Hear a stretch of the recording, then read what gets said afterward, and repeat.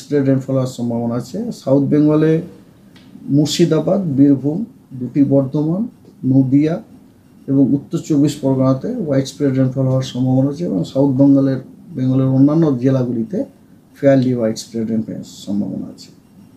5 তারিখে পশ্চিমবঙ্গের সব জেলাতে হোয়াইট স্প্রেড রেনফল হওয়ার সম্ভাবনা আছে। 6 তারিখ এবং 7 তারিখে দার্জিলিং, জলপাইগুড়ি, কালিম্পং, আলিপুরদুয়ার এবং কোচবিহারে হোয়াইট স্প্রেড রেনফল হওয়ার সম্ভাবনা আছে এবং পশ্চিমবঙ্গের অন্যান্য সমস্ত জেলাতে ফেয়ারলি হোয়াইট স্প্রেড হওয়ার সম্ভাবনা আছে।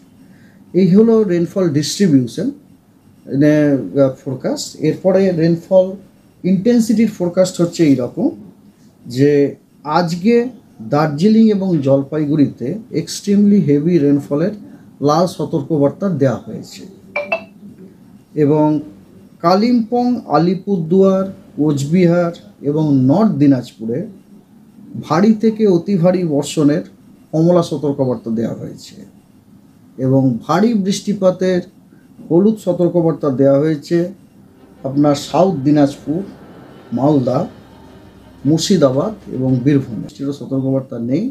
কলকাতা আপনার কথা হচ্ছে যেহেতু মনসুন অলরেডি ঢুকে গেছে, ফেয়ারলি হোয়াইট স্প্রেড রেনফল, কখনো হোয়াইট স্প্রেড রেনফল, হালকা মাঝারি বৃষ্টি আমরা পাবো আর কি। ভারী বৃষ্টির কোনো সতর্কবার্তা নেই কলকাতায়, হালকা মাঝারি বৃষ্টি অনলি।